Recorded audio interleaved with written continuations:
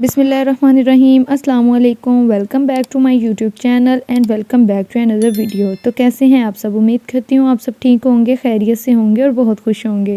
तो आज मैं आपके लिए लेकर आई हूँ मज़ेदार सी फ़िश की रेसिपी। तो चलते हैं अपनी रेसिपी की तरफ। यहाँ सबसे पहले मैंने यहाँ पे ले ली थी 2 किलो मछली। इसको आपने अच्छे तरीके से वॉश कर लेना है। जो नमक वगैरह और जो अजवाइन बाज़ार से लगा के देते हैं, आपने इसको अच्छे तरीके से वॉश कर लेना है ताकि इसके ऊपर जो नमक और अजवाइन और मसाले वगैरह लगा के देते हैं वो अच्छी तरीके से वॉश हो जाए। सबसे पहले हम कर लेंगे फ़िश को मैरिनेशन के लिए रेडी। यहाँ पे 1 टेबल स्पून मैंने ले लिया है ज़ीरा, और इसके बाद जो चीज़ हमें चाहिए वो है सूखा धनिया। यहाँ पे मैंने तकरीबन 1.5 टेबल स्पून ले लिया है साबुत सूखा धनिया, और 1/2 टेबल स्पून के करीब ले लिया है जिंजर पाउडर, और 1 टेबल स्पून गरम मसाला, पिसा हुआ गरम मसाला, 1/2 टेबल स्पून ब्लैक पेपर काली मिर्च, 1/2 टेबल स्पून के करीब सुरख मिर्च, हल्दी ले लेंगे यहाँ पे 1/2 टेबल स्पून, और सॉल्ट यहाँ पे हम लेंगे 1/2 टेबल स्पून से भी कम, क्योंकि फ़िश के साथ भी नमक वगैरह लगा होता है, इसलिए हम नमक कम ही यूज़ करेंगे। और इसके बाद हमें चाहिए अजवाइन, 1 टेबल स्पून यहाँ पे मैंने अजवाइन ली है। सिरका लिया है यहाँ पे तकरीबन 1.5 टेबल स्पून यहाँ पे सिरका, और 1 टेबल स्पून के करीब यहाँ पे सोया सॉस।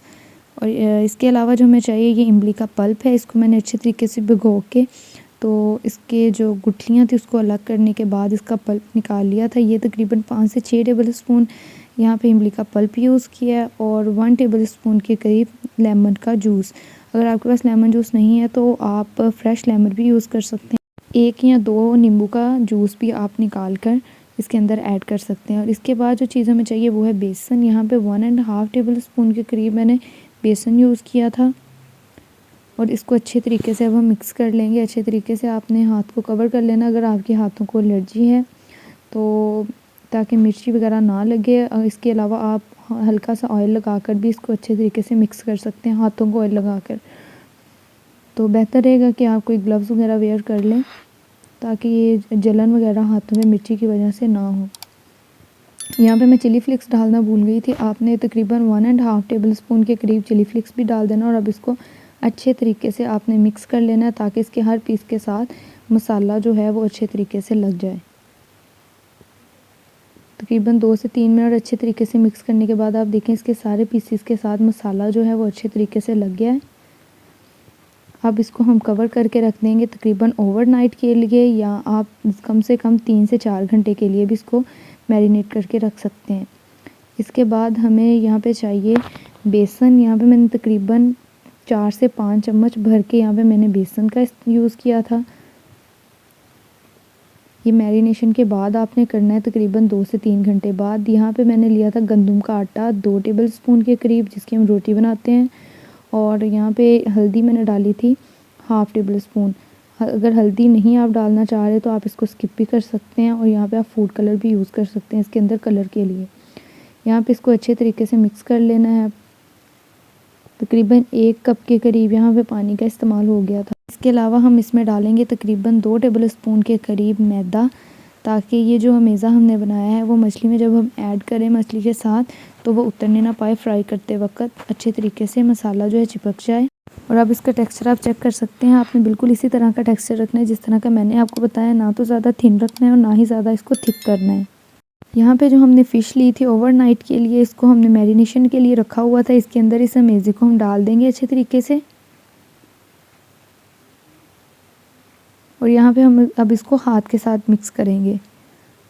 मिक्स आपने हल्के हाथ से इसको मिक्स करना है ताकि ना तो आपका मैरिनेशन का मसाला उतरे और बेसन का मेज़ा भी अच्छे तरीके से फ़िश के साथ लग जाए।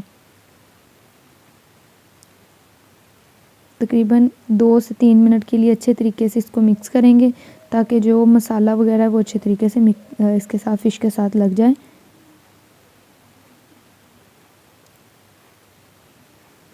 ये देखें अच्छे तरीके से ये मसाला जो था वो फ़िश के साथ लग गया। अब हम इसको करेंगे फ्राई। देखिए, और नेक्स्ट स्टेप जो हमारा है, ऑयल को आपने अच्छे तरीके से गर्म कर लेना है। अगर आपका ऑयल जो है वो अच्छे तरीके से गर्म नहीं होगा तो जो फ़िश है वो फ़ौरन ही बर्तन के साथ लगनी शुरू हो जाएगी। इसलिए आपने इस बात का ख्याल रखना है ताकि ये बर्तन के साथ ना लगने पाए। और अब इसको अच्छे तरीके से हमने फ्राई कर लिया था एक साइड से, और अब इसको हल्के हाथ से अब हम इसकी साइड्स को चेंज कर लेंगे और तकरीबन 2 से 3 मिनट फ्राई करने के बाद हम फ्लेम को मीडियम कर देंगे। पहले थोड़ी सी मीडियम से हाई थी, इस तरह अब हम कर लेंगे मीडियम टू लो, ताकि ये अच्छे तरीके से पक जाए। और अब इसी करछी के साथ हम फ़िश को करेंगे प्रेस, ताकि इसके अंदर से जो पानी है वो भी अब्ज़ॉर्ब हो जाए और अंदर तक ये क्रिस्पी और पक के रेडी हो जाए। यहाँ पे तकरीबन 5 से 7 मिनट हमने इसको कर लिया है फ्राई। 5 से 7 मिनट फ्राई करने के बाद हम इसको निकाल लेंगे। ये देखें हमारी मज़ेदार सी फ़िश रेडी हो गई है। अब मैं आपको तोड़ के भी दिखाऊंगी ये कितनी सॉफ्ट और कितनी मज़े की ये तैयार हो गई है। मसाला बिल्कुल इसके अंदर मछली के साथ लग गया था, अच्छे तरीके से ये मैरिनेट हो गई थी। ये देखें इसके रेशे इतने प्यारे से रेशे भी, बिल्कुल नरम सी ये मछली हमारी रेडी हो गई थी, अंदर से बिल्कुल जूसी और बाहर से बिल्कुल क्रिस्पी सी। मैं आपको एक और पीस भी तोड़ के दिखाऊंगी।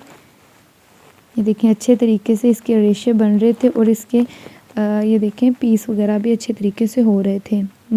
ये देखें जी अल्हम्दुलिल्लाह से रिज़ल्ट्स आपके सामने हैं। आप भी बिल्कुल रेस्टोरेंट स्टाइल में मछली अपने घर पर बना सकते हैं, वो भी बहुत ही आसान तरीके से। और अगर आपको हमारी आज की वीडियो अच्छी लगी हो तो वीडियो को करिएगा लाइक, अगर आप चैनल पर नए हैं तो चैनल को करिएगा सब्सक्राइब। फिर मिलेंगे एक नई वीडियो के साथ, तब तक के लिए मुझे दें इजाज़त। ख्याल रखें अपना और अपने प्यारों का। अल्लाह निगहबान। अल्लाह हाफिज़।